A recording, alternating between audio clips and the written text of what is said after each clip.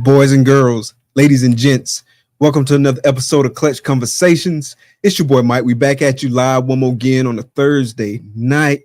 Thursday night is finally here. The Clutch is finally here. Definitely looking forward to tonight's show. We got Corey from CD Constrictors, and we got Adeline Robinson from Adeline Robinson Art. Definitely looking forward to the show, man. We're going to get to it here in just a few minutes. But first and foremost, y'all make sure y'all show some love to my lovely wife, Takar. Drop some nice comments in the chat, man. Make sure you show her some love for all the work and support and things that she does here for us. Definitely appreciate y'all. Y'all also make sure you are tuning in to all the shows that we got coming up, man. We got a lot of stuff coming up over the coming days. This Monday, we got Chondro Corner with the homie Ro, and we also got Mark in the building. They're talking about the future of Yellow Neo. So we got Texas Chondros in the building. So definitely looking forward to that. It's going to be a dope episode. Ro and Jen, they're killing it on Chondro Corner, man. Super dope show. That's this Monday at 9 p.m. Eastern Standard Time. And then on Tuesday, we got a surprise guest on Retic Rundown. Definitely going to be a nice episode, so make sure you tap in and look at that one as well, man. Definitely find us everywhere, man. Herp Collectors or Herp Collectors Network, everywhere. You can find us on Morph Market, find us on Instagram, you can find us on Facebook, and you can also find Clutch Conversations on all major podcast platforms. And you can go check out our website, www.clutchconversations.com, man. Make sure you check out the website. It's a super dope website. I think one of the days we went through it on the show, but man, the layout of the website is so dope. So big shout out to our website designer. Definitely go check that out. Definitely go check out our blog and all that good stuff. Definitely appreciate the support. Speaking of support, make sure you're supporting both US ARC and US ARC Florida. The link for both organizations are in the description of this video. So definitely, man, if you don't got a membership, go get your membership, drop a donation, and also spread the word about both these organizations that's helping protect our rights as reptile keepers. Definitely, man, support. We definitely need everybody on board with supporting both US ARC and US ARC Florida. If you haven't joined the Double Clutch Patreon, join today, man. We got a tight group, really enjoying the conversations, hopping on the live voice chats, hopping on the Zoom calls, the IG messages, like all that kind of stuff, and making some real dope posts on the Patreon itself, man. So definitely tap in with us, man. Definitely join the Double Clutch Patreon today. And then speaking of Patreons, we're going to kick this next sponsor video. Unlock a world of exclusive content with KINOVA's Patreon, your gateway to mastering the ball python business. Stay ahead of the curve with insider info on the latest genetics, hot new combos, and market trends. Learn from the best. Get guidance straight from the world's leading ball python designer. Be the first to see exclusive Morph ID videos showcasing the hottest new hatchlings in the game. Memberships are currently available up to the student tier. Step up your game. Join KINOVA's Patreon today.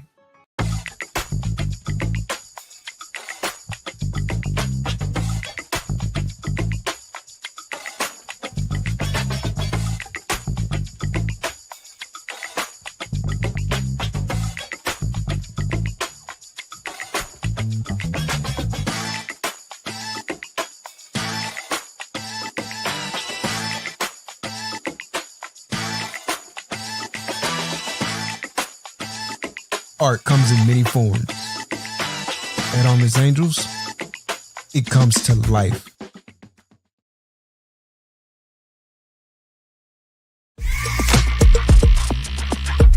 In life, success doesn't come to you. You go to it. In this game, forward thinking is the key to innovation and staying relevant. plan your work and work your plan. Lose yourself in the art. Lose yourself with Wetter Morphs.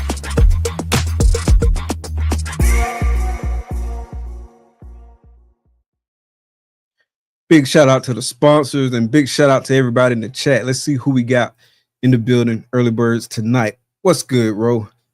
One half of the Control Corner duo. What's good, fam? Appreciate you coming out. Shauna Connor, what's good, sis? Appreciate you coming out. Big time supporter, Sarah, in everybody's chat. Appreciate you coming out. Big Brian, what's good, homie? 352 in the building. JNS Exotics, what's good, James? Appreciate you coming out. Fred, what's up, cuz? Appreciate you coming out. We got the Sultan of Support himself, Big Bosa. What's up? Appreciate you coming out, homie. Scales, Fins, and Feathers, what's up? Appreciate you coming out. Kevin, what's good, homie? Sugar Skull Serpents in the building. What up, what up, what up? Big John, what's good? More Forge in the building. Great chatting with you tonight, too, man. See what else we got. Banner, what's up, sis? Gang Gang, appreciate you coming out.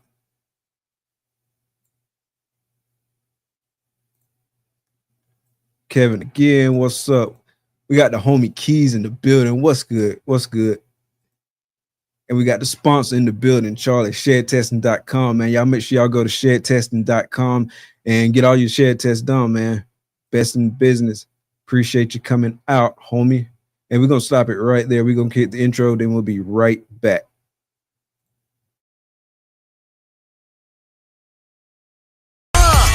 Baby, baby, won't you listen to me? I got that flavor.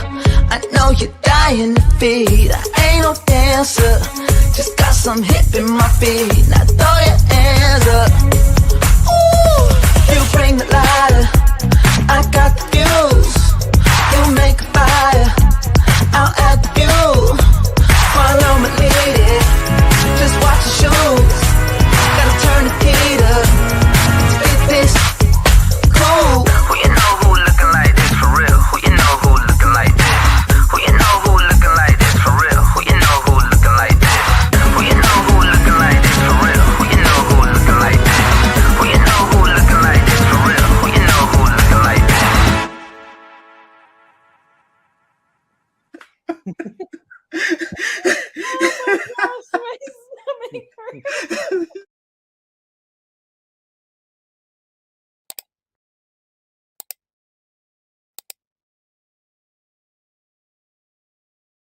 Episode 150. What's up? What's up? What's up? How are y'all doing? Howdy, howdy. Hey, how's it going? Good, good, good, man. Glad to have y'all on the show. Glad we can get it together. Yeah, thanks. Thanks for having us. Oh, absolutely, absolutely. This is gonna be real fun. It's gonna be a little something different, man. So definitely very excited, man, about like kind of tapping into the thought process and whatnot that went behind the rebranding and all that good stuff, man. The logo is nice, like super dope, super tight, super professional. So I definitely want to get into that. But before we get into that, Adeline, let's talk a little bit about your background. So tell us about like your background with the art, your background with reptiles, and kind of how you went into this kind of your own carved out niche, really. So definitely excited to hear about that. I've always I guess done both things separately. I've done art since I was a little kid, did a lot in high school, and simultaneously have worked with animals throughout that time. I've spent most of my, I would say, like career working with animals, and so I truthfully didn't have a whole lot of time for art. And it kind of took me actually leaving the industry to really want to come back to it somehow. And I did that by drawing reptiles after work. I was super tapped out all day after, spending my day as a graphic designer at an auction company, and I missed all my friends and my family and reptile family, and so I just literally started sketching reptiles and did like a couple Inktober challenges, and then from there it kind of snowballed where I knew so many breeder friends that were either in need of logo work or they wanted a portrait of their animal, and before I knew it, I quit that job so that way I could pursue wildlife art full time. I say wildlife art, but it's really reptile art. So here we are now, 4 years later. So it was February of 2020 when I went full time with the art. Oh, nice. What that thought process looked like for you? Like, were you just fully confident, or were you a little bit like, should I do this? Should I do this? Like, what was that thought process like? Scariest decision I've ever made in my whole life.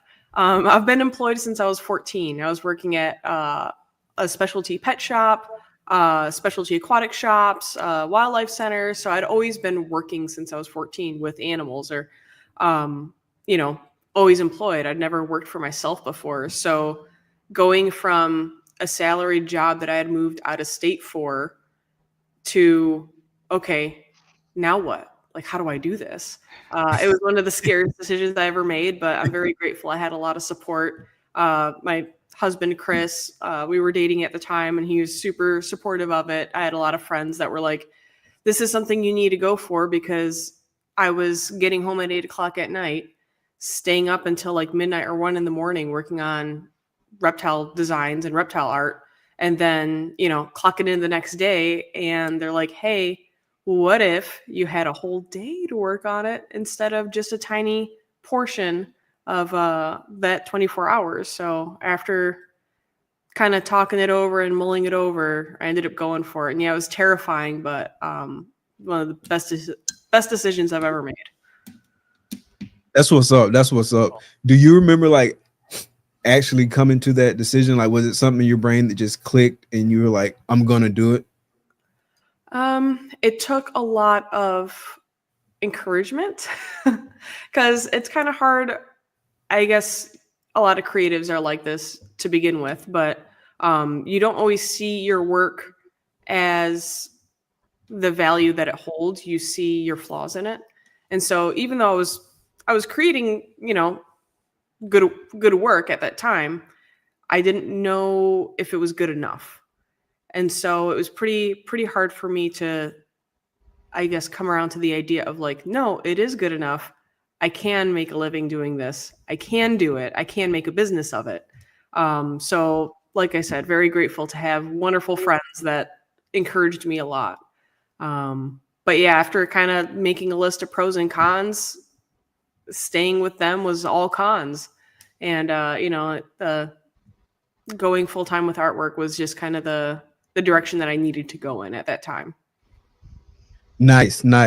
Yeah, it's I can imagine. I mean, I haven't taken that plunge yet, but I know if I get to, or when I get to a point to where it's time to make that decision, I would definitely be like kind of like hesitant, like, should I do it? Should I do it? Should I do it? But a big jump. Yeah, it's pretty that scary. Jump, and live with the consequences. That's part of it. Yeah, I think a big part of a big thing that I've seen is sometimes people will jump too early. And I've had people ask me about how I did it. And a big thing that helped was building up clientele before I made that jump, where I already knew that I had certain people buying my artwork. I already knew that I kind of had a small, wonderful base of clients and customers and fans. And because of that, I felt like I could move forward. But I have seen it where sometimes if you jump a little too early, it can be really hard when you're trying to establish yourself after you've already made your entire life dependent on it. So just like as a heads up to anybody wanting to do this full time, it's pretty good to just start slow. And I think I had maybe started doing art for maybe 7 or 8 months consistently. And I was posting almost every day, like after work, before I did decide to go full time. Yeah, that makes perfect sense. It's kind of a iterative process, like a lot of other things, right? You just kind of got to go through like the appropriate steps, and then you'll kind of know like when the time is the right time, or you at least kind of have like some indication, and then you just go from there. So you talked about your clientele and like your client base. So what's kind of like your primary clientele? Like, do you have like a target market, like a specific kind of group of potential customers that you're focusing on? Like, how does that work? So we're currently kind of coming up with some new strategies for next year about maybe actually branching out a little bit more. I've been doing the shows for quite some time now, and I love the shows, and they're a lot of fun. And part of what I do, so I sell artwork at the shows as well as providing branding and like logo and consultation as well. At the shows, our typical clientele is a lot of families or keepers that want to have something cool in the reptile room, or families that have kids that are getting into it that, you know, are obsessed with reptiles and they want to get cool artwork for their room, which I love. So that is like kind of our primary client base. You do have art collectors, which will, you know, see what I have in my original artwork. If that's something that speaks to them, they'll start collecting basically different pieces based on different species that they really like. So it's kind of a few different groups, I guess, of an audience or clientele. I'm hoping next year to start exploring a little bit more about the art side of things, because truthfully, I've never done an art show and I've never submitted anything artwork related. So it'll be something new to try. But yeah, it's kind of fun because I feel like I try to offer something for everybody. I try to have artwork for, you know, families that may not have a whole lot to spend on artwork. And at the same time, I want to have really nice, really big original pieces of artwork that a collector can hang up in their home and be really proud of. So nice. And you do art for the US art auctions too, right? yes. So typically at every NARBC, I'll paint all day on Saturday and then donate that item to the auction that evening. So we try to come up with different fun ideas and different things. Cool. So how did you guys end up kind of crossing paths? I was kind of early spring. I was looking to just change up my logo, I think, and I had asked a few friends about some recommendations, and one of my friends gave me a recommendation, and I worked with somebody, and you know, I got some proofs back, and I kind of was like, we're not really on the same page. Even after I gave him some input on, you know, some edits, I got back the edits, and I was like, I don't know. I didn't feel really good about the edits that I got back. So I kind of went to Schaumburg in, what was that, June or July? July, I think. July. And yeah. So I took the kind of some of the artwork there, and I showed a few people, and I was like, what do you think about this? And I just went to Bob, as you know, as he was across from me, and he was one of the people that I talked to, and I had already had my mind that I think that I was going to talk to Adeline, and he's just like, yeah, I don't know about that one. He's like, just go see Adeline. So I went over there and we chatted, and she's like, yeah, I might have time to squeeze the logo in. You know, she was busy with other stuff, and I get it. We're all doing shows, and she had other, you know, artwork going on. She's like, I think I can do it, you know. So we connected. I sent her an email with some ideas of what my current logo was, and some proofs that I had got from somebody else, and then some examples of artwork that I saw for logos that I kind of liked. You know, I wanted to keep a similar theme. Obviously, I don't want to totally go off base from where I was.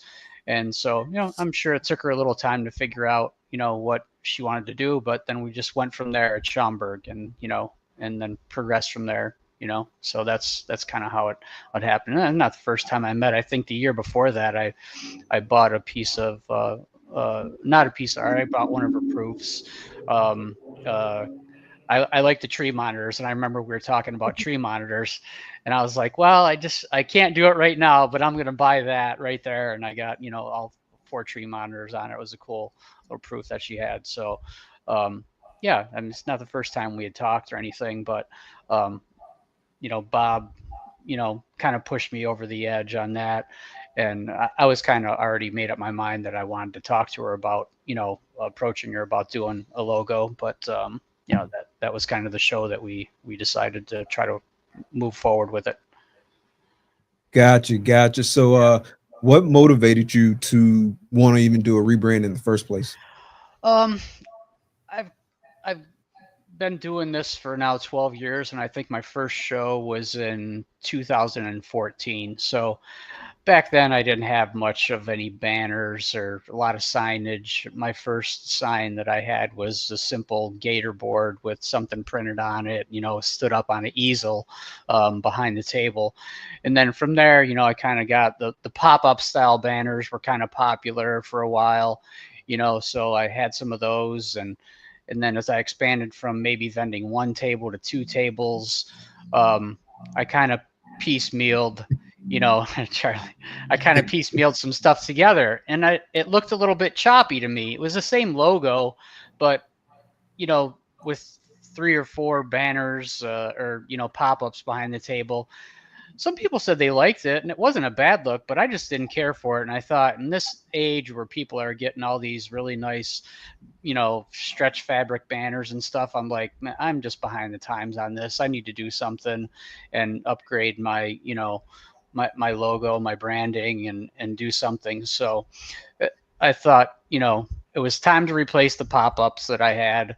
And I'm like, okay, if I'm going to do this, now's the time to do a new logo and some, branding with Adeline, and that's what kind of spurred it on, So how long did you have the old logo before? I think I did that probably somewheres in, let's see, my first show was in 2014, and I definitely didn't have it then. Probably somewheres around 2015 or 16, maybe. Okay. Okay. I had that logo done. We talked briefly before we started that Breeders' Circle back then, the gentleman that owned it, Jonathan Foltz, he was doing logos and stuff. And so I approached him because we had done some business with Reptiles, and he had a service, and I contracted with him to get the logo done, and I liked it. It came out good. It took a lot of time because he was kind of the middleman, and it was getting pushed off to somebody else. And then they were doing the artwork, and then it would get sent to me through Jonathan and Breeders' Circle. And it was a lengthy process, but I wasn't unhappy with the end result. Just I thought it was time to maybe, change things up a little bit and be a little more fresh, Got you. Did you have any emotional attachment to that old logo, given that you had it for like what, 8, 9? I mean, somewhat. Yeah, I thought about doing something last year, and I was like, no, I'm not gonna do it. But I think the one thing I've had always with the snake kind of coming out of the genie pot, and I kind of like, that's one thing I kind of wanted to keep incorporated into it, was that little genie pot underneath the snake, where it's kind of like, a little magic, thing or whatever. So I thought that was one thing that I wanted to keep incorporated somehow into the new logo. So that was something that, was a challenge for, I'm sure it was a challenge for Adeline to tackle that, incorporating that in. So sometimes it's hard to change.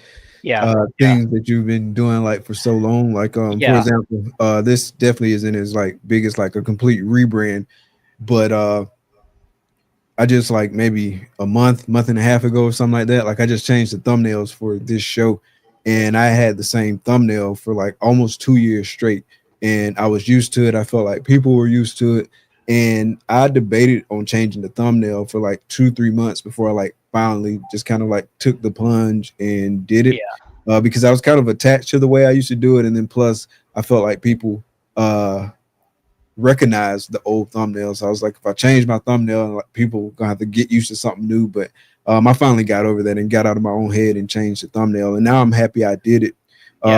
We went through a rebrand pretty early, like in our snake breeding career, because when we first came out, we came out like the name of our company was THC Exotics, and it was kind of like a play on the THC acronym, but the THC stood for the Herp Collectors. And it was a really cool logo. A friend of mine did it. Like it was super nice, and I might roll out like some merch with it one day. Like I guess like some throwback stuff, like maybe in a few years. But it was a super cool logo. I really liked it, but I started thinking about where we wanted to go, like as a company, and kind of like how we wanted to position ourselves. And that logo and kind of like that theme didn't necessarily align with kind of our long-term goals. And so we made the decision early on that we wanted to rebrand and kind of like do something a little more professional. Because I was thinking, like, if I wanted my son to wear a shirt to school, he couldn't wear it to school because like it's gonna like cause an issue, just something like that. And so we got with the brand designer and start talking about like some different stuff. And I was saying, like, what about the Herp Collectors? He was like, what about just Herp Collectors? I was like, I should have thought of that. And it's just funny like how that kind of stuff comes together. I actually got your brand right here. I'm gonna pull it up on the screen, your logo. Yeah. And so talk about like the process, like what you were explaining to Adeline. Like, I know you said you wanted to keep like the genie cup in there and stuff like, or genie bottle and stuff like that in there. So kind of talk about like how that process went with you communicating like what you wanted and that feedback loop and how that worked.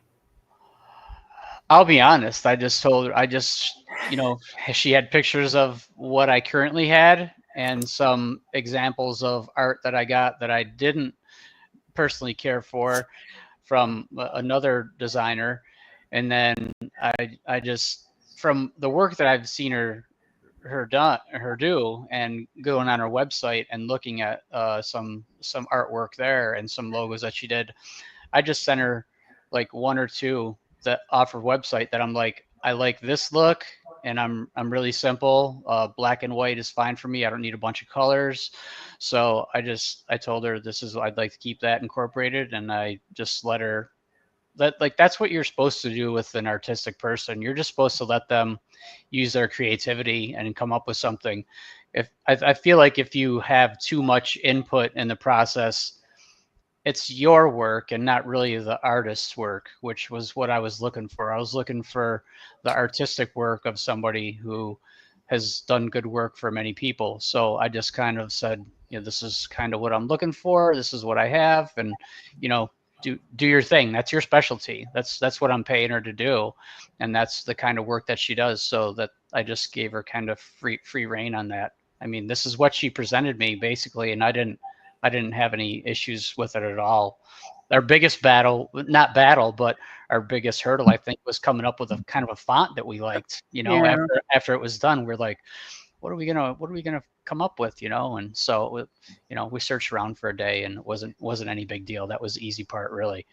But I feel like, you know, when you're hiring an artist to do something, I don't think you should have really that much input. Just let the artist let her do her work. That's her specialty. And that's kind of what I did. I just let her do what she wanted to do, and I'm happy with how it came out.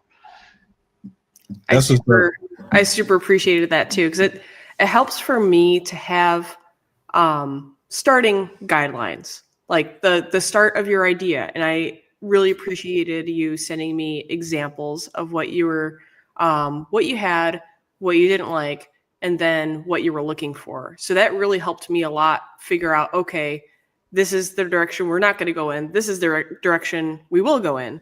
And giving me the freedom to kind of play with it and mess with it. I cannot tell you the amount of times I have played with the snake's squiggle.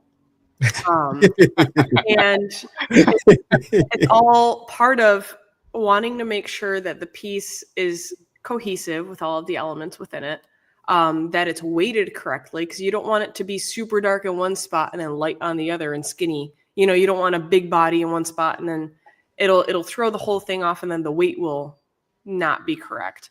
Sure. And so, you know, I spent a lot of time doing that little squiggle over and over, trying to come up with the best composition that I could, where you could see the snake and you can see the lantern or the lamp.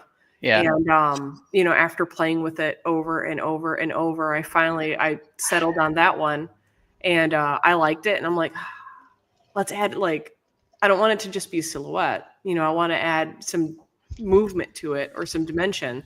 And so that's when I started playing with working with the lines, where it looks like the snake's, you know, he's sliding out but moving at the same time instead of just being there and static.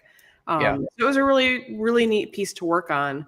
And it was kind of fun because, like I said, working on those squiggles to find the perfect squiggle, and then kind of letting the piece speak to me a little bit with like what it needs, which areas are a little too thick and need to be slimmed down, or which can be thickened up a little bit more. So it was a really fun one to work on. That's what's up. You actually took the question out of my mouth because I was going to ask you kind of about like the process and like how many iterations of the logo did you go through before you even presented it to Corey, and kind of like what were the most challenging pieces? Say again. I said I have no idea how many squiggles I made. But I said I got the answer to my question. It was the squiggle that was the most challenging piece. Getting the, well, I mean, snakes have a certain shape, and different species have different shapes. You know, a king snake is going to look very different than a ball python versus, you know, a viper. They all have completely different structures and different body types.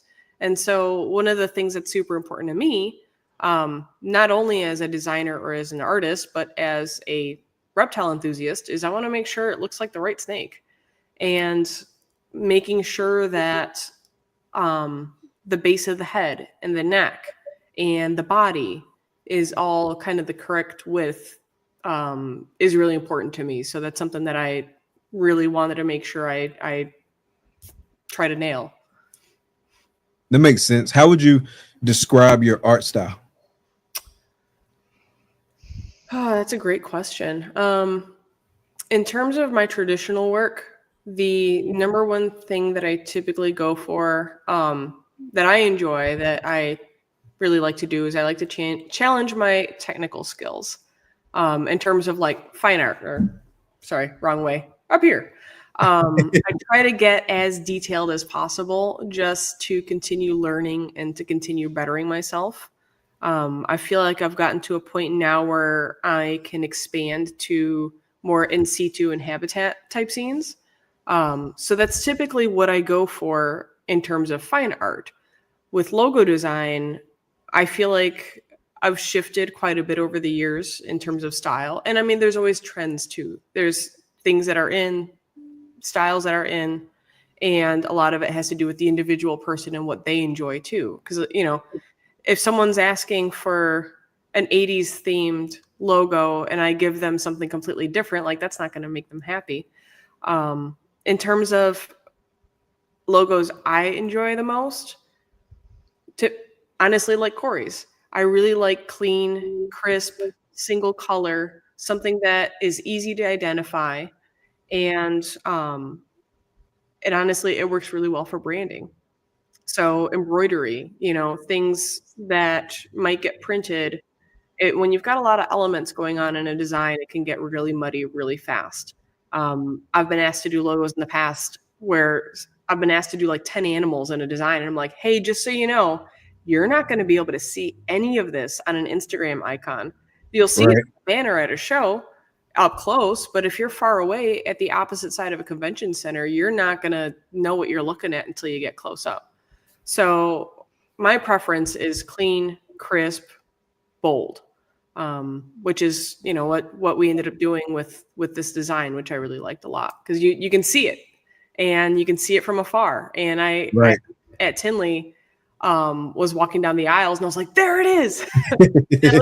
it really pops. When you start getting to like too many details and whatnot, it becomes like an illustration as opposed to like a logo. Yes, exactly. Yeah. And the thing is too, I think maybe not everybody's familiar with it, or maybe people tend to overthink it, but in my opinion, a simpler logo is great.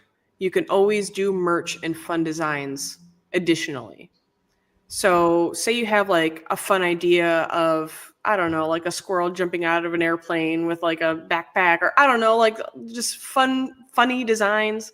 How'd you know about my idea? It was a flying squirrel design that someone told me about. They're like, they want the flying squirrel jumping out of the airplane with his little backpack. That could always be a shirt design. That could always be a keychain, or like a koozie, or like something fun that you do that may not be appropriate for a logo. Like logos and graphic art, they all have their own needs and their own, I feel like, specifications that you should try to aim for. So simple, clean logo, and then all kinds of fun designs for merch is really, like, I guess, the kind of guidelines that I recommend. And yeah. Do you have people push back on you when you tell them that? Because sometimes I know people probably, they're definitely like dead set on an idea and they don't want to move away from it. Like, have you ever had somebody just kind of like walk away and was like, I want to go somewhere different? Like, not typically. I mean, I'm happy to work with people. My job is to make what you want. And so I'm always happy to recommend what I think would work best or what I think would do well in terms of someone's business. But at the end of the day, it's up to them. And so, you know, I'll chat with people about their ideas. Sometimes we can work like people that want a bunch of animals on one design.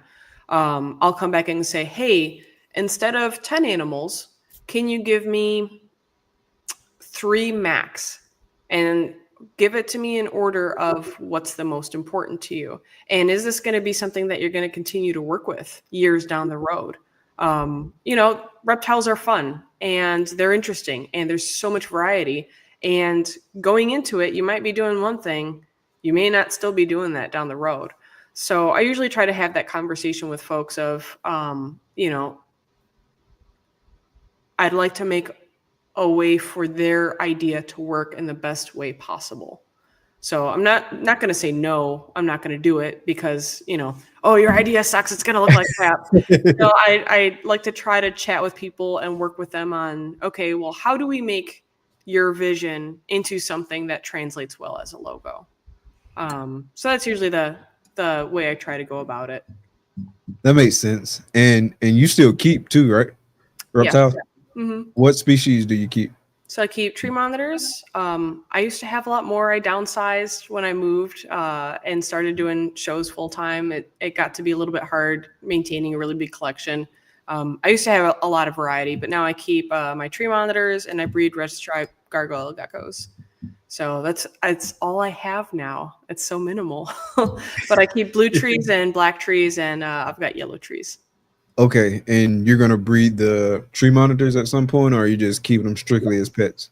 So what's been difficult is when I first got into them, that took them a while to get acclimated, and then they just started laying, and then I had to move, and I moved out of state. So everything got all crazy, and moved to the new place out of state. And, you know, my emphasis wasn't on breeding them as much as it was just keeping them happy. And then if they breed, awesome. Sure enough, like after a while of settling in, after some time, they started laying eggs. And then I moved again. And this time, this last move, I went from basically like a pretty decently sized house to kind of a studio size space. So we had to downsize. I sold quite a few of them and I kept them all separate for a while because I knew that I was going to be gone at shows. I wasn't going to be able to keep track of their cycles and making sure they're doing well. And it was just kind of a tumultuous time. So now I finally have gotten some of them paired up again. And we'll be chatting with one of my friends that I've been talking to that breeds tree monitors for some advice and assistance on that too. Because I feel like I'm out of the game. Like it's been so long since I've had them paired. But yeah, I'd like to get back into trying to breed them. And yeah, they're just way too fun. I enjoy them way too much. The eggs that they laid previously, were they fertile eggs or were they just... The first ones were duds, and then the second set was fertile. But I found this super sucked. I had them in containers that were airtight, and the seal, like it ended up getting opened up and put back in, and the eggs popped. So that super sucked and was a really awful way to find out about that. But then I guess I knew about it. So moving forward, we're not doing that again. Yeah, that sucks. Gotcha. And Corey, man, I heard you hatched a monsoon clown. A little something. Yeah, a little something. I just got, double head to double head. I just got lucky, and that's why that's why you have to try, right? I mean, yeah. It's fun. Yeah, I saw that, man. It was nice, like really, really nice. What direction are you gonna head with that project now? Now that you got the double visual, was it a male or a female? That's a female. It's a female. Okay. Yeah, I'll hold on to that. A lot of people are like, "Oh, I don't want the female." I'm like, most of my breedings, like I'm looking to hold back females. I can go buy a male, but I'm looking to make females that are going to move my collection forward. And so many people would probably be like, "Oh, I don't need that. I'll sell that," and I'm just like, no, for me, that's, that's invaluable to move forward with. So, I did get a couple monsoons as well. So, I mean, I'll test those for Het Clown, and Charlie's got those sheds. So we'll see what else is going on in that clutch. It was a really good clutch. So, yeah. Nice. So which direction did you say you were going to take the project, or did you intend to? I don't know. I like I'm curious about a lot of things. I'm curious, like with how dark it is, like how would that look in Xanthic? That's one of my ideas. And I have some Xanthic females, so I can play with that down the road. Maybe continue on with the clown path a little bit. I mean, that seems to be what I work the most, and I have the most genetics in. But I don't have a decisive end goal for that. It's an in process. This is my first clutch of those, so in process on the thought, on the thinking for going forward. These are your first visual monsoons? Yeah, first ones I hatched. Right. Yeah. So nice. Yeah. Yep. They were, the female laid me 9 eggs. One of them went bad, so I ended up with 8 eggs. And she was she was old enough, and she was not huge. But the 9 eggs that I got were on the small side. But they're all doing great. They've all eaten 3 meals already, so I'm really happy about that. So, Yeah, I'd love to see what that Xanthic monsoon clown looks like. Like, I think it's gonna be crazy. Yeah, just think with how dark it is, the base gene, how dark it is, it would probably look really good in Xanthic. Just my thought. I don't know. I'll come up with some more ideas, but they just hatched, and I've got plenty of time to think about it. Do you work Ultra? I can't remember. I have some Ultramel and some Monarch. Yeah. Okay. Yep. I think that would look cool too, like Ultramel monsoon clown. For sure. And I think I would take that. I have an Ultramel Het Clown female, so that could be something that I play with. Obviously not this year. I don't have a male ready for that, but same thing with Monarchs. I have some Monarch females, just plain Monarchs, and I could work with that down the road. That's definitely a path, along with the Xanthic, that I would probably go. So for sure. Yep. And we're going to take a real quick commercial break. We'll be right back. Y'all stick around. Known for his innovative approach to genetic shed testing and top quality ball pythons, Grey Rider Reptiles also excels in exceptional customer service and responsiveness. With a quick turnaround time, Charlie ensures you get the service you want and need. Visit shedtesting.com to explore his offerings and experience the best in the business. Don't miss out. Head to shedtesting.com today and unlock the power of your breeding projects.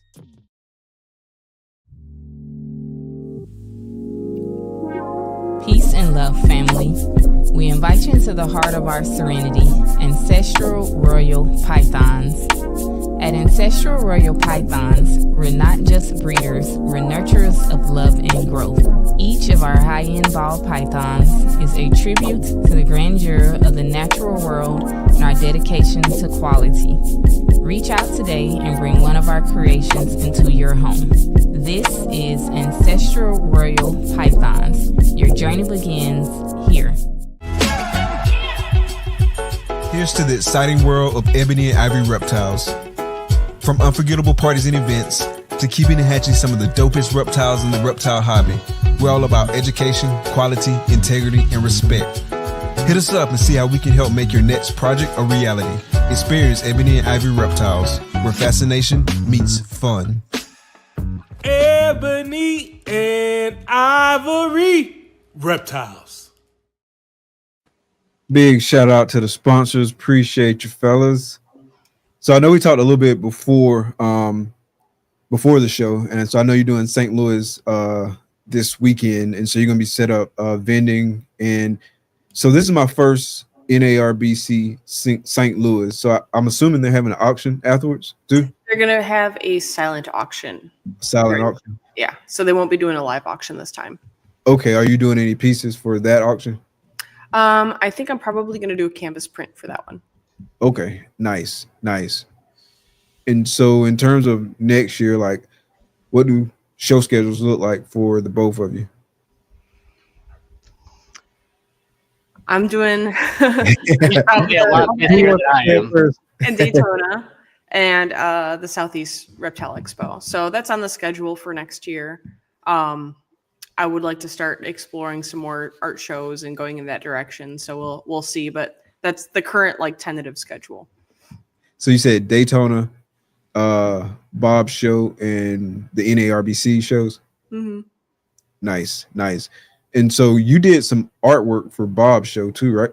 Mm-hmm. What all did you do for Bob's show? I did the logo and then some of the like social media marketing. Nice. What about you, Corey? Like, what's your show schedule looking like for next year? Start out with I guess what I have to think March. Start out in Tinley, both Tinleys, Daytona, Schaumburg, Troy show, Bob show. That's the starting schedule for right now. So yeah, I like the Schaumburg venue a lot. I don't know. There's just something about that venue that I really like. The hotel's really nice. It's a really nice area, different than Tinley. So, it's about 45 minutes or so away, a little farther north than Tinley. But I just really like that area. I'm going to keep my spot there. I think that that out of all the NARBCs, I think for some reason in my mind, that just has the potential to be a really barn burner of a show. It's done well the last few years for me, but I think out of the shows that are not Tinley, I think that Schaumburg has the potential to probably be one of the bigger shows. Maybe I'm wrong on that, but I just think the area and the venue is really nice. There's 3 giant ballrooms there, and both times that I've been has been a wedding. It's a really popular venue for some weddings and stuff like that, and there's some nice dining areas and that, and I just like that one, so I'm gonna keep doing that one. And Daytona is in my backyard, so that's one that'll always be a staple for me as long as that show's around. And Bob show in Atlanta, those I'm so glad to have a few shows that aren't 20-hour drive for me, because that's, just doing everything by yourself, taking care of the animals, packing, traveling, doing all that by yourself. It's a lot of work, especially with live animals. I mean, Adeline's really hitting the tour a lot more than I have. Like I'm skipping out on St. Louis. I'm tapped out for the year. It's holidays, and I'd like to relax a little bit and spend some time with the family, and got the new grandbaby. So gonna make that trip and take it easy with the shows for the rest of the year. But, yeah, a lot of respect to the Road Warriors folks that like go to like all those different shows and like vend like, especially like the ones that are like 10, 12, 15 hours away. Like I know that's a lot of work with the animals and stuff like that. I know like I'm tired when I get back from a show, like even if it's just like me going to a show, I'm tired. But when I take like my equipment and do the podcast and stuff like that, I'm even more tired. So I can only imagine how it is like with the animals and stuff like that. I actually learned something about Schaumburg show that I didn't know the other day. Like I was talking to somebody, I can't remember who, it might have been Randy from Dark Cloud, but I didn't realize like so back in 2020, the Tinley was canceled, like the March Tinley. Like I knew that part, but I didn't realize like Schaumburg was like scheduled later. It's kind of like an alternative venue, because they didn't have like that March Tinley, and so like from there, like it just became like a recurring event. I didn't know that piece. Right. Yeah. This was the second year that I did Schaumburg, and it was a good show. So like I say, I really like the venue. I don't know if they're going to keep it going. I signed up for next year, so it's the closest to me, so I love it. Like you said, though, the venue's great. Like it's nice there. Yeah, the hotel's nice. There's a lot of nice. I like that. I don't know. I'm a breakfast person. When I go to the shows, I like going to the Wildberries right around the corner. That place is a great breakfast stop. So just it's an interesting area. I like it.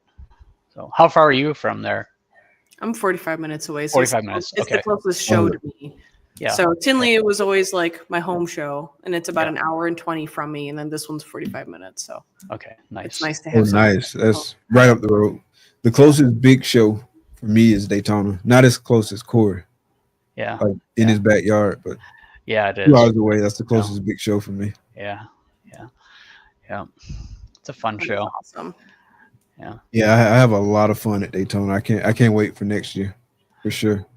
And I had a lot of fun at both Bob's show and Troy's show. What were your thoughts on those shows?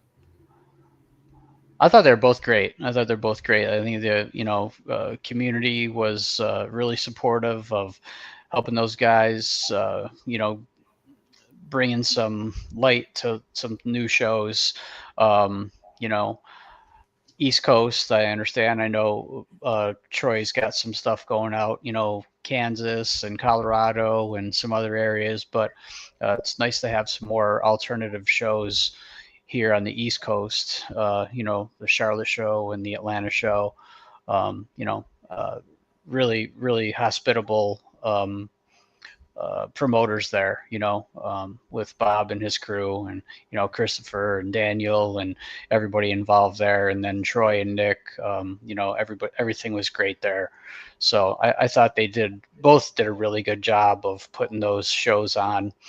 And I was really pleased with both of them. I had a great time. Yeah. Vended with Brandon Nixon and Matt from KMB Reptiles, Matt Burton. So yeah, we had a good time. It was fun. Go out to dinner afterwards and just have a good time. Yeah, it seemed real vendor friendly to me, because like when I did Bob's shows, like the second show I had done like to date, and then when I did Troy's show, it's the third show, but like both Bob's show and Troy's show, it just seemed like real vendor friendly in my opinion.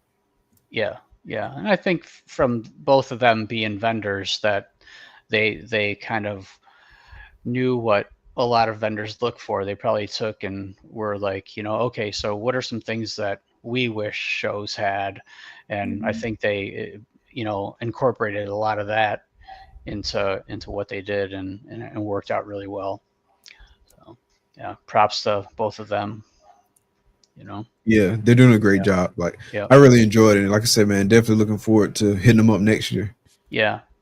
So at the beginning, I got a question for you, so maybe a little bit backwards, but your intro and everything to the whole show here, I see some video and it's like, how long have you been doing your shows? Because if you look at what we're looking at now in the background and everything and the intro, it seems like you've elevated yourself a long way from what we see on the intro, some of those, videos and short clips. So how long have you been doing your show and like to get to where you're at now? Because it seems like just from the clips in your, the intro that you've come a long way. And I'm just curious how long that's taken you. So the clips in that video, that's some of my best work, man. What are you talking about? Yeah. No, I'm not saying it's not great work. Not saying it's not great work, but you know, you've elevated your game a lot. You can tell. I mean, your presentation, you know, I think you have, you know, I appreciate that, man. Trying to give you some credit here. I'm not knocking your previous work. I'm just messing with you. Yeah. I appreciate that. It's actually pretty ironic that you bring that up, because me and Takar, we were looking at like some old videos the other night. I was looking at like one of my very first podcast appearances on somebody else's show, and just like how much different it was like then versus now, and like even like listening to some of the conversation on the show, and like some of the stuff that I was saying, and like we would just like bust out laughing, because it's like, yeah, I think totally different now. But to answer your question, we started this back in February 2022. I think it was February 17th, 2022 was like episode 1. And so it's been going like on ever since. Just been trying to like improve incrementally, like over time. Like I was saying earlier, like I kind of view everything as a iterative process.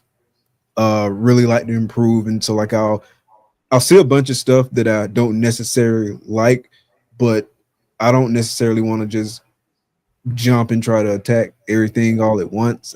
I just start like picking elements, like things that I prioritize, and like I'll change something here, I'll change something there, and just over time it's just been like a development, and definitely looking forward to continuing to improve. That's the fun part, and I like that like a lot of this is there for people to see kind of like that growth process over time, and for myself to see it too, because like I posted on my Facebook a screenshot of one of my recent shows and that interview that I did like the other day. I mean, back in the day, and it was just night and day difference. Yeah. Well, for 2 years, you know, that you've elevated up pretty quickly in the ranks here, and you've got a good show going on. And Adeline, if I understand what you said earlier, you said your transition from was like, you said 7 to 8 months before you kind of decided that you're gonna.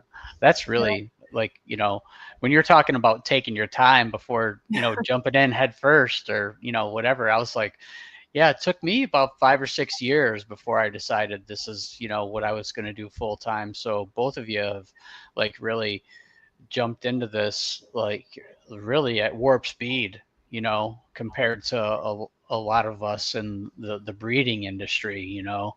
Now I know, Mike, that you keep animals, and Adeline, you keep animals, but in your other, you know, avenues, your podcasts, and then Adeline with your art, you guys have really elevated really quickly, I would say, in comparison to a lot of other people. So that takes a lot of dedication and a lot of hard work. So I know what it's like to try to balance having a full-time job and then transitioning to, you know, to what you're doing now. So I give a lot of credit there. That's a lot of hard work, you know. Yeah. I appreciate that, Corey. That means a lot. I appreciate it for real. Yeah. I'm sorry. I think I cut you off, Adeline. What were you about to say? Oh, no. I thank you. And it is a lot of work that I never realized, and that a lot of people don't, you know, realize. You don't see the behind, without actually seeing the behind the scenes. You don't always know what goes into something. The amount of time spent, the amount of money spent, you know, it takes a lot to, or I guess if you're going to do it right, you're going to put a lot into it, and it can really take a lot. When I first went full time, I was kind of expecting to be mostly painting and mostly drawing all day. I was like, oh, I'm going to be drawing all day. Like, I have all day for this. And I never thought about, you know, chatting with customers and customer service, doing your own accounting, doing your own marketing, setting up your own website, setting up a web shop. Okay, now that we're doing artwork, like, what am I going to do with that artwork? I got to start to make prints. So how do we, like, there's so much to it that I never knew or had any idea until I just started doing it. And it's been a lot of trial and error, and kind of same thing. I'm always trying to look at some way to upgrade or some way to make life a little bit easier in terms of being able to get work done. So yeah, it's an ongoing process for sure, but yeah, a lot goes into it. For sure, for sure. On the business side of things, like which part do you like the best and which part do you like the least?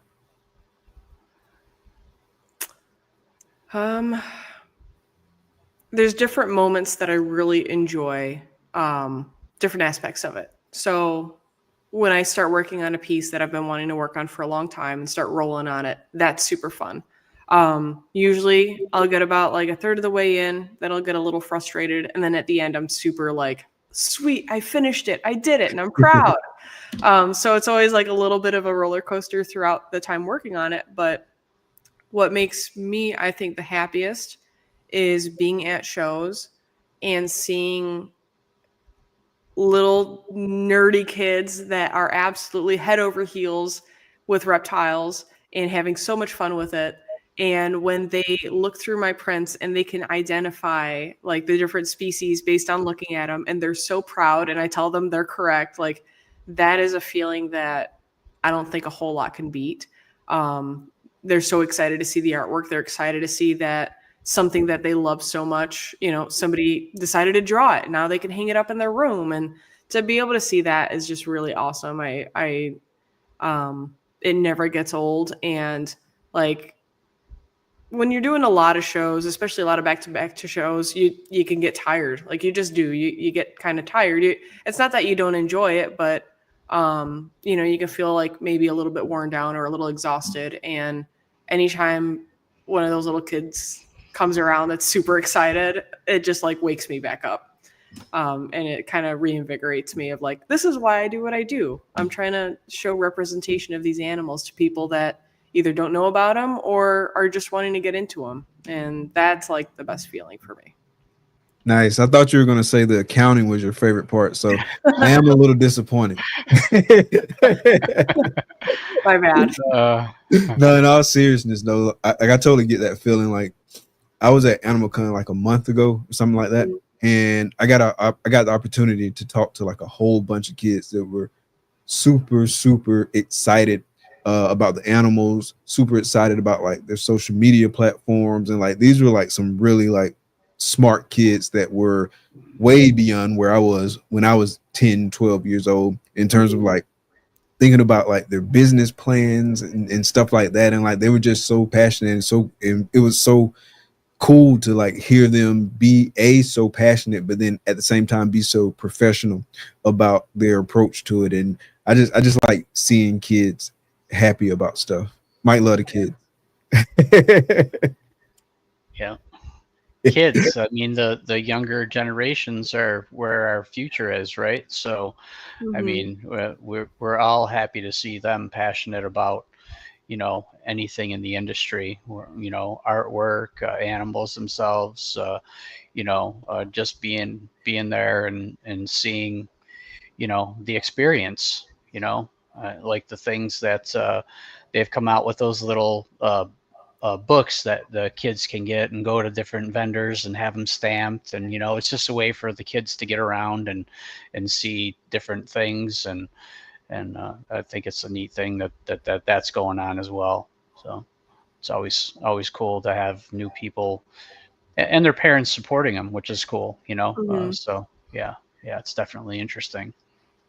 Yeah, for sure. Circling back to that question, what's your least favorite part? Is it the accounting? My least favorite part? In all honesty, I don't mind the accounting.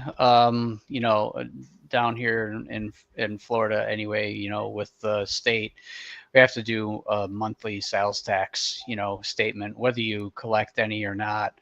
You have to do it. So that kind of pushes you to keep up on your accounting. And that's due like the 19th of every month. So I pretty much religiously try to get that done by the 15th. So I try to keep up on the accounting pretty well. I'd say the part that sometimes is the most difficult is the traveling. The traveling is probably especially driving, because I'm taking live animals, so it's a drive. It's like I can't just hop on a plane and show up in Tinley, and because I have to bring 150 animals or whatever to the show. So that's probably the most frustrating and tiresome part, but I try to make fun out of it. I try to, I have some friends that I chat with on the way, and I take a few pictures along the way and stuff like that, and try to make it a little bit of fun. Like when I went up to Tinley, I totally forgot to take any kind of outerwear. I just was so worried about having my luggage packed for all these shows. Yeah. So I didn't have a jacket. I didn't have a hoodie. I didn't have anything. So I'm like, I'm a Harley Davidson. I'm a motorcycle enthusiast. So as I'm going through, where was it? Louisville. I'm coming up on Louisville, and I'm like, wow, it's going to be not cold in Tinley, but it's going to be chilly. I mean, I'll need a jacket. So I just punched into my phone. I'm like, local Harley Davidson dealers, and I couldn't find one. And then I'm like, there's got to be a Harley Davidson dealer here. I punched in Louisville Harley Davidson, and it was literally 5 minutes, not even off of 65. And I pulled off, and I went in there, and I had a ton of points from, on one of my accounts. And I just got in there, and I'm like, I need a hoodie and I need a jacket. And I walked out of there with like $200 of free stuff. So I just made a little quick video. I sent it to my parents and a couple friends that know I'm into motorcycles. And I'm like, forgot a jacket. Here's what I had to do, So you try to make some fun steps along the way, just to make it entertaining. So do the best that you can do on the travels. That's probably the least enjoyable portion of it, but I make as much fun out of it as I can. Yeah, that makes sense. You gotta make the best of everything. Yeah. What about you, Adeline? Like, what's your least favorite parts? I don't think I could count travel as the least, but it is very exhausting. Very tiring. We did all the same shows. Like Corey and I, we did like all the same back-to-back shows pretty much this year. And same thing, like we're driving to all of them, and it takes a lot out of you. But what helps is I don't typically have my animals with me. And so that definitely makes it a lot easier on me, because we can stop and not have to worry about temperature control like we would when we've got livestock. So I do bring some animals to Tinley, and I bring them to Schaumburg, but I don't bring them to farther shows just because of that. But I think probably the accounting. Yeah, we try to do a lot of herping when we can if we're traveling and able to. So yeah, I was like, I can't knock the traveling too much, but yeah, it is pretty tiring. The tiring part, that's what I'm talking about. It's traveling. It takes a lot of bounce back too, at least for me. It takes a few days of like, I need to just do nothing for a minute before I start feeling like I can start moving around again. But and that's almost impossible. When you have live animals, like you have to get them back in the enclosures and back in the racks, and then get them fed and get them ready for those 3 shows in a row. It was Bob's show, Dallas, Troy Bob, show, and Troy's, Yeah, you did that. I didn't go to Dallas. Dallas. I thought you did. Okay. Yep. No, I didn't go to Dallas, but I had a week off in between. Was it Daytona? I think it was Daytona, and then Bob's show, and then Troy's show. And that was like, oh, okay. Between Daytona and like Bob's show, it was like, okay, I've got a week or 2 off here. That was a relief to have some time off, get the animals fed and everything. So yeah, it's a little bit more challenging with the live stuff, and so you almost can't take a day off. Where if you need a day of recovery, you can't just leave them. Yeah, you can't. You got to get them back in, and so yeah. Yeah, I imagine back-to-back weekends with the live animals is really rough. Were you taking did you take the same animals to both shows, or did you kind of rotate some of them out, like in terms of the ones that didn't sell at the first show? Some rotated, but some of the same, some, yeah. Some sell, so obviously, they're gone, and you rotate in something different, or but for the most part, they're both the animals were pretty robust. My season's generally pretty early, so the animals were generally pretty robust health-wise and size-wise, that it wasn't a big issue, to take like tiny, small hatchlings or something like that. So that wasn't a big major concern rotating out for me. Yeah, that makes sense. I think I was telling you last time, like, about how late my season was looking to be this year, and so it's played out that way for sure. Like I still got like maybe 4 or 5 girls that'll lay for me this year.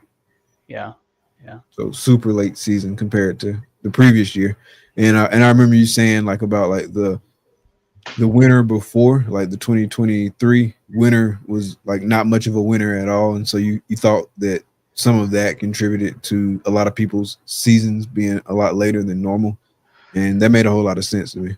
Yeah, yeah. We never know what's going to happen until it happens, you know, with these animals. So, yeah. Sorry, that's just interesting because I'm a horse person and tried to breed my mare that year, and there was a lot of people having difficulty getting their mares in a season at a normal time, and everybody came late. So it's interesting hearing that. Yeah, that kind of happened all around. Correlation all around, you know. Yeah. Have you taken on any other logo work or anything like that, or had anybody? No, nobody else is. Nope. Yep. Are you thankful for that, or are you looking for more? No, I'm hoping if you're looking for it, I'm hoping that I can get you a little more work. You know how chaotic all of that was, and I felt so bad. And you were so patient, and like, thank you for being so patient with me, because I was like, I'm so sorry. This is just absolutely like a bit crazy with all the shows and all the back-to-backness. But no, I'm slowing down on logos where I'm only going to take like a select few here and there, depending on the project. This winter, I'm hoping to really focus on cranking out some big art pieces and spending a lot of time on that. So like, I might take one here and there, but it kind of depends on the project for the most part. But no, that one was a fun one to work on. Yeah. Well, I'm thankful that you took it on. That's for sure. I was, you know, I was like, after a little bit, I was like, I don't know, is she really interested in doing this? And I was like, yeah. I wanted to make sure I can make it happen for you. Yeah. That's what I was concerned about. I was like, I want to Yeah. make sure that I can do it, because the last thing I want to do is, you know, say I can do it and then things fall through. So yeah, it all worked out really good. I'm happy. A lot of people remarked at Tinley and you know, the banner came out good. Like, if you, for anybody that doesn't know, we're looking at this, just not a logo involved. Like, Adeline designed the banner. Like, I didn't have to do anything, you know, basically. I got a finished package and just sent everything off to print. So that's the kind of job that happened. So, you know, it made it really simple, you know. And well worth the expenditure on that, for sure. So it was fun. It was fun for me. Yeah, I like simple and efficient, for sure. Yeah. So I just, you know, I sent one thing. I sent the banner off to one company. I sent some other stuff off to, you know, another, like Vistaprint, just to do some cards and quick stuff.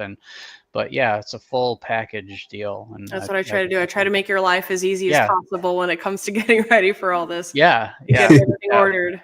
You don't need to mess around. Oh, this file doesn't work, and the printing company said it. You know, it needs to get changed, or the specs need to get changed. So try to make it as easy as I can for you. Yeah. I can appreciate that, because I don't know. I used to have a vinyl graphics business, so I'm familiar with some, you know, of the artwork and what might be involved. Not drawing artwork myself, but, you know, the files and that, to be able to, you know, work in certain instances with whatever the customer needs to have. So, you know, that I can appreciate that, you know, getting all the files right and having that in the right format for the customer. So, but not anything I could have taken on myself. I'm not an artistic person, so that's why we have great people like you. So that was a good help. Happy to help. Yeah. Adeline, having been in both worlds, like the art world, the reptile world, like, what are some of the similarities you see between the two worlds? That's actually a really great question. Truth be told, I don't really know much about the art world. That's new for me. I've been drawing for a long time, but as I said earlier, like I've never exhibited at an art fair. I've never submitted my work to an art show. So that is all fairly new. What I do, like I see a lot of things I really like about the reptile industry that I don't see in other hobbies, or I guess hobby industries. When it comes to like banners and setup, I don't think I've ever seen any other industry that goes all out with their displays like reptile people do, which is really cool. I'll go, I have been to some art fairs before just as like a spectator years ago. And there isn't a whole lot of branding happening. Not a whole lot of thought into the design of like the setup of the booth, in my opinion, like from what I have seen so far. I'm sure there's a lot of exceptions. And so it's really neat to see, I guess, some of the differences and what I think I've learned from the reptile industry that I'd like to apply to the art world. So it's pretty neat in that regard. The art fairs are typically outside and not quite as indoors as like a lot of the reptile shows are. So I know there's a lot of differences there. But yeah, truth be told, like I've got a lot of artist friends in different industries, but without really being quote unquote in the art world yet, I still have a lot to learn. Nice. Seems like you're making your own world, like your own little niche. Yeah, for sure. Are you planning for the art fairs and stuff that you're talking about doing in the future? Are you planning on like moving forward with the same kind of work that you do now, like the reptile work, or are you thinking about expanding into some other avenues of artwork that because I don't know, just be honest, a lot of people they kind of shrug their shoulders at reptiles. So I was just curious on what you're going into the art world with that same our theme of reptiles, or are you looking at doing something else or sticking with what your specialty is right now? A little bit of both. Okay. I'd still like to continue drawing and painting reptiles because they are super fun and really challenging, and I enjoy them a lot. I did notice though, I almost think that because of, maybe it's just because I was like surrounded by a lot of people that were anti-reptile growing up. Not my family. My family was super encouraging, but because I heard a lot of that negativity, I always instantly assumed that when people would see my artwork, they would have that same reaction. And that almost never happens outside of the reptile industry, which I think is kind of neat. Okay. And so I think I would like to kind of continue that. I would like to expand to like some more other wildlife. I would like to do some bird stuff. I would like to do, equine art is kind of one of my favorites. But to do more U.S. wildlife, alongside the reptiles is kind of what I'm hoping to veer towards, or at least more nature scenes. So I guess the best way I could describe it is when I first went full time, I never had a plan. I never had a direction. I was just like, oh my gosh, I'm doing this. I need to keep the lights on. What do I do? I'm going to just start drawing and working on my technical skills. So that was like where my mind was. I got to work on my technical skills to be the best artist that I can. And I've continued doing that. And that's been kind of that scientific illustration style where you have the single animal with the white background. And that's kind of what I've become known for. In my mind, that was always me practicing. And I didn't do a whole lot of backgrounds. I didn't do a whole lot of scenes where different animals are interacting with each other. And I think that's what I kind of am drawn to the most. And so I'm hoping that this winter, because I have a lot of canvases and I have a lot of ideas I've wanted to do, I'm going to be working on that primarily. So, I mean, some will be birds, some will be reptiles, aquatics as well. I did aquatics for 8 years before ever really getting heavy into reptiles. And so like, that's a big part of my life that has kind of been on the back burner for a long time. So hoping to do a little bit of everything, but I still really want to bring awareness to these cool animals that nobody really draws and a lot of people don't even know about. So I definitely will be kind of playing with both, but still pretty reptile heavy, I think. Yeah. Have you done any portraits of people? I have in the past. Can I? Sure. Do I want to? No. And the reason why is people are very particular, and people always see themselves differently than they look as well. People have their own ideas of what they look like or what they want to look like. And I've taken a couple commissions in the past, and like it all turned out fine, but you can tell, you know, I was going off of a photo reference, and that person's like, hey, can you change this, this, and that? And it no longer became that person anymore. They changed it into something that they wanted to be. And with that, I don't really enjoy drawing people a whole lot to begin with. And so after that kind of being like my experience of like getting into it, I'm like, I don't think this is for me. To me, the animal subjects are a lot more fun. I like being able to teach people about them. When they see it and they ask what it is, I like to be able to tell them what it is and where the photo came from or where the animal is, and a little bit more about it. So that's what I enjoy. I used to do educational shows at the wildlife center I used to work at, and then I used to have my own animals I would do shows with. And it's kind of like a fun way of doing that minus the live animals in a way. That makes sense. Total sense. Cool. So before we get out of here tonight, like, is there anything you guys want folks to know? And then kind of like a wild card question, was there something that you wanted me to ask you that I didn't ask you? That's a good question. I don't think anything that I wanted you to ask me that you didn't. I just like having this seems to be one of the most comfortable,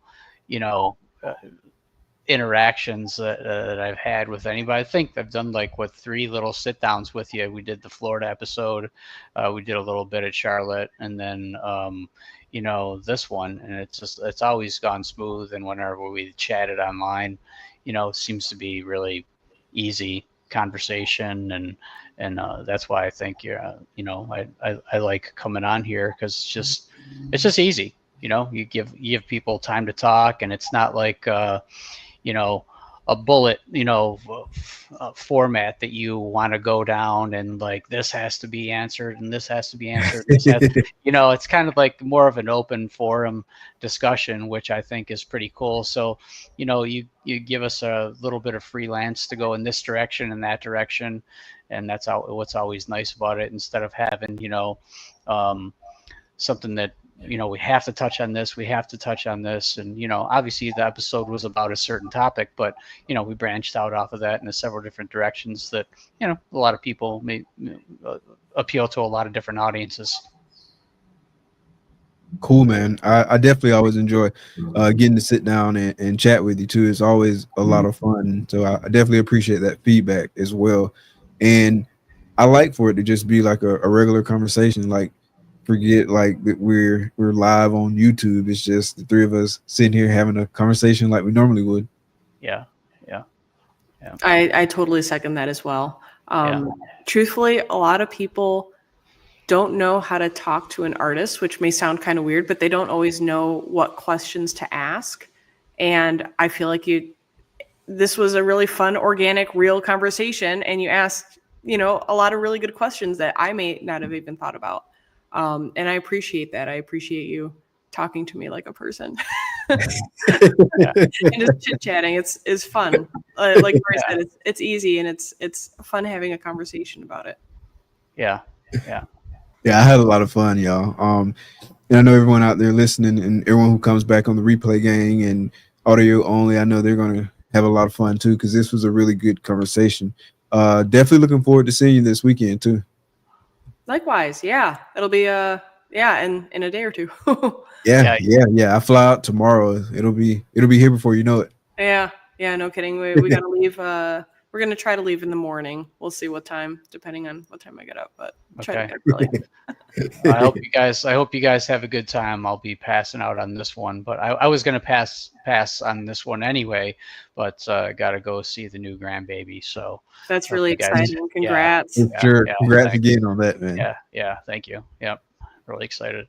So Cool. all right. Well, everyone, first tell everybody where they can find you, where they can follow you, all that good stuff. Instagram, Morph Market. That's two of the main places, I guess. Facebook on the side, but I don't do much there. And just cross posting from Instagram. So Instagram and Morph Market. That's about it. Yeah.